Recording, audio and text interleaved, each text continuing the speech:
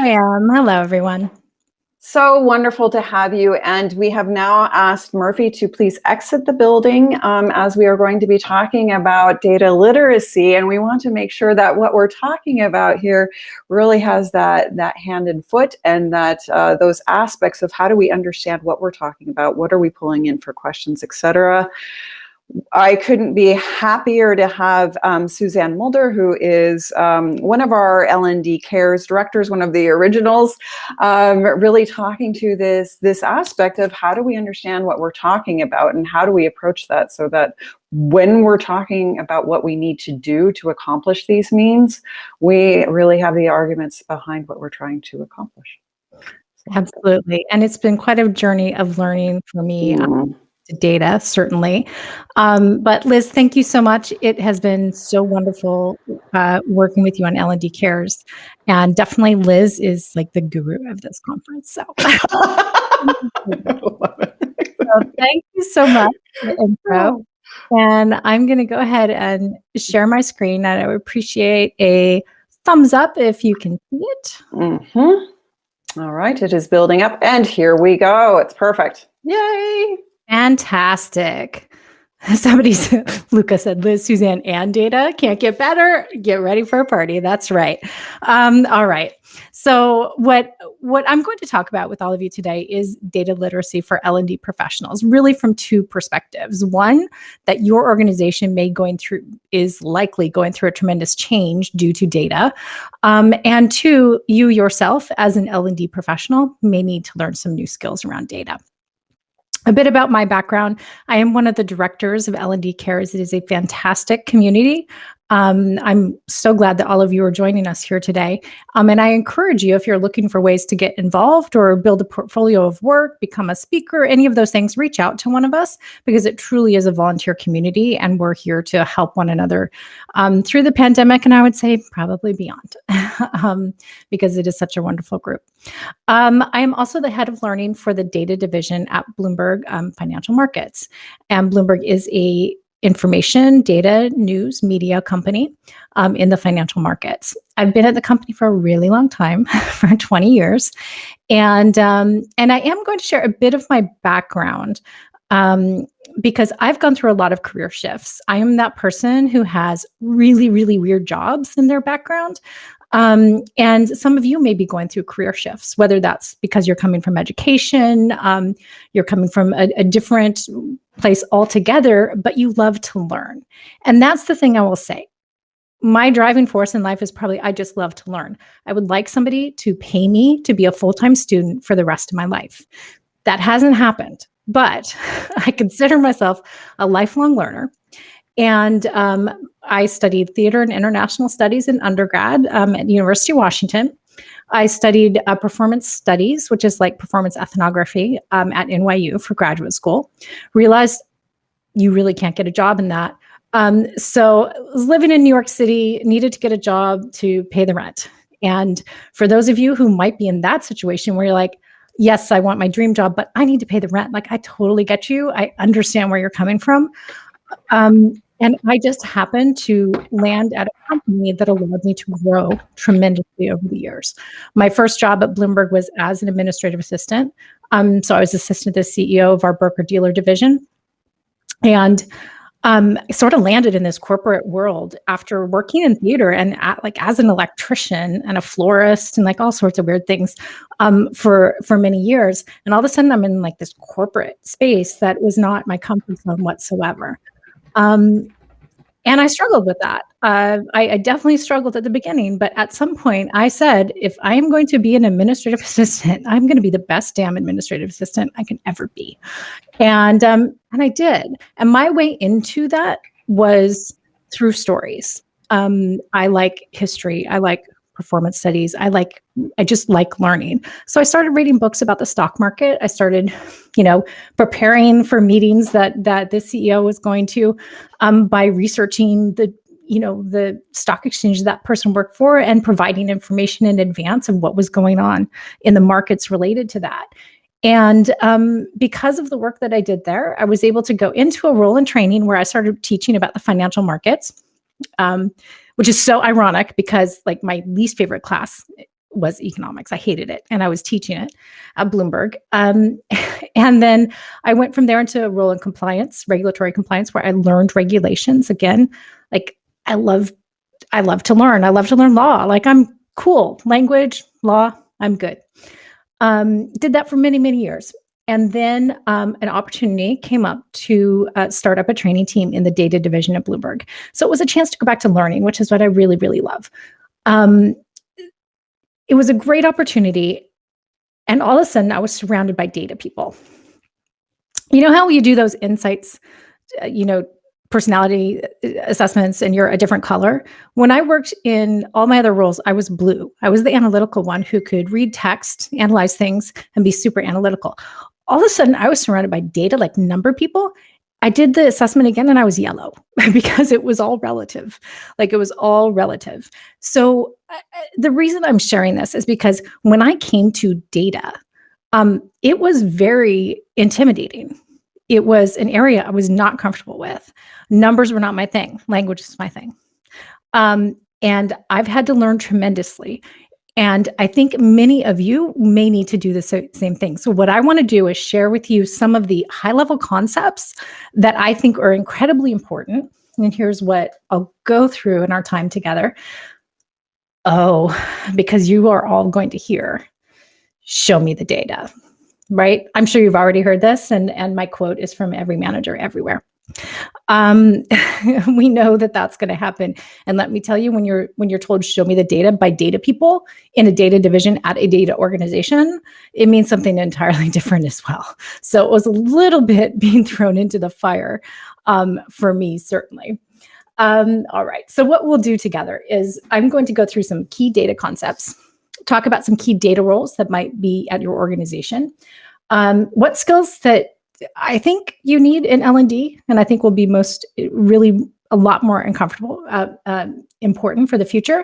And then finally, my wish for you. All right. So the first concept, big data.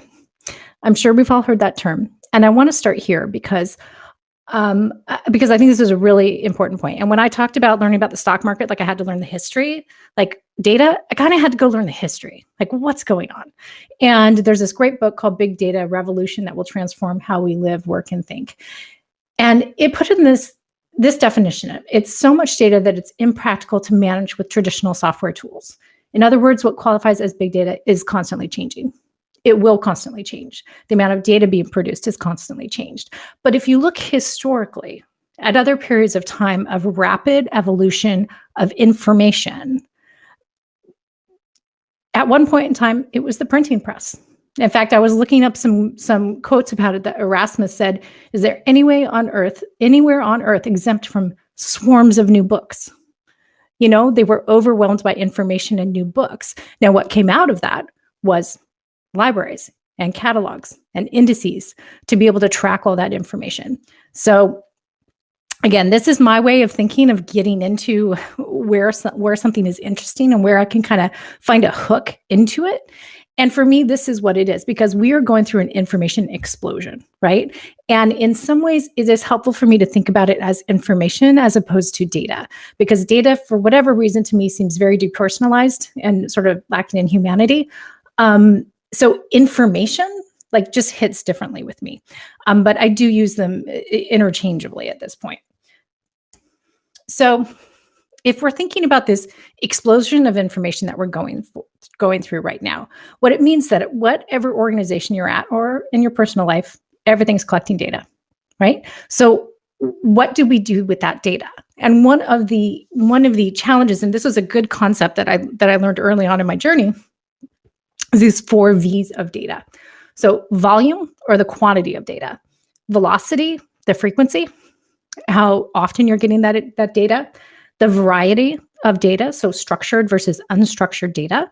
And that means structured would be a clearly defined and searchable data. So think about a form where you're filling in dates and it has to go in a certain way, right? It's structured data versus unstructured data, which could be something like images, audio files, something like that. A lot more difficult to search and catalog. And then veracity, or the accuracy of that data. So this is a common framework in the data world in terms of the 4 V's of data. And then sometimes, and I think it's a really important 5th V down at the bottom, which is value. Because ultimately, what that data is its insight. But you have to know the right skills to get at that insight. So when you are working either within your realm of learning and development, or you're working with the businesses that you work with, and you're asking them about how the business is changing, probably a lot of what they're looking at, whether it's an analysis of their processes or it's client data, whatever it is, it probably is going to involve a lot of the data that they're gathering from the business operations, right? So for us in L&D, that might be use of our LMSs, it might be use of our e-learning classes, it could mean a lot of different things. That's why I think it's important, it's critically important for us to understand this for our purposes as well. All right, some key data roles. These are the ones that we talk about a lot. And what's interesting about this, again, to give a little historical perspective, if you think about when the internet came out and people talked about the webmaster, right? The webmaster is in charge of the website.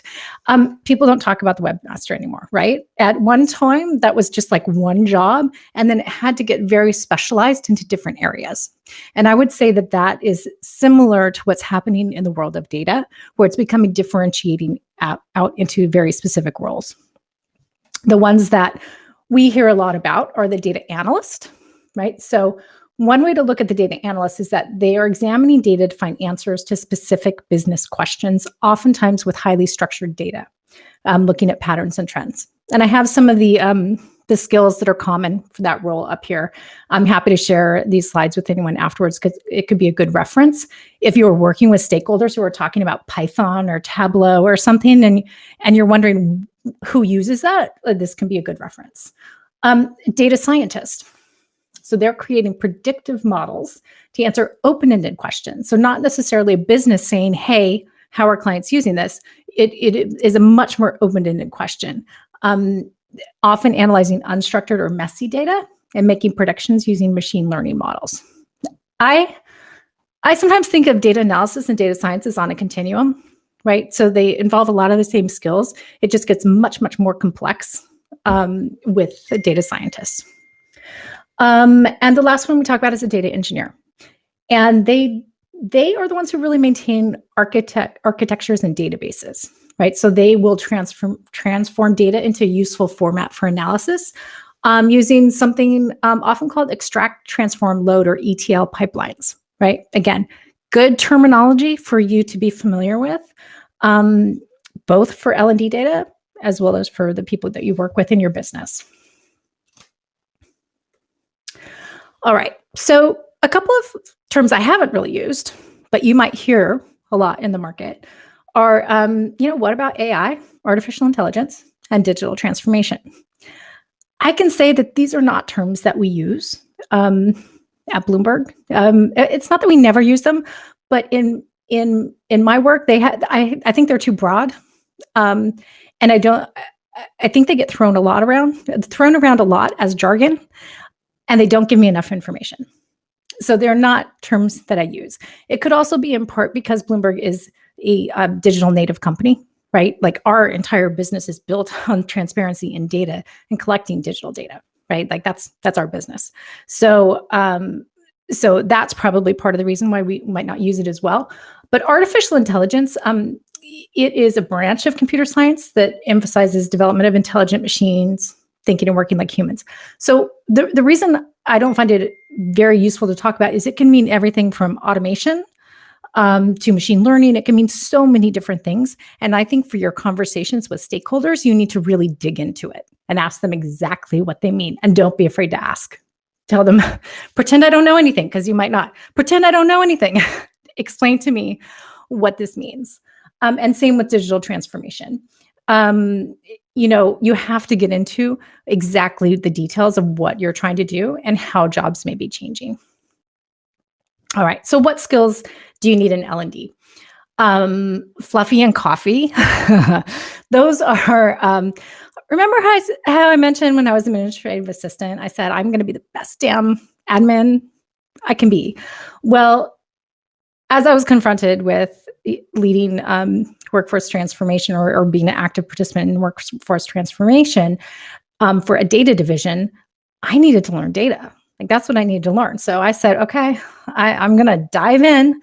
I'm going to buy myself a laptop and I'm going to learn how to learn data on a laptop. That was part of my methodology for whatever reason, because I work with new hires. They're coming out of school. They do everything on a laptop. I find it very clunky. Wasn't used to it. Wanted a desktop, but I was like, I am going to take this class.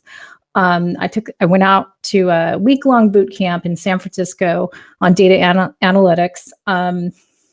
That's fluffy. That's coffee. They go together for me, learning and coffee.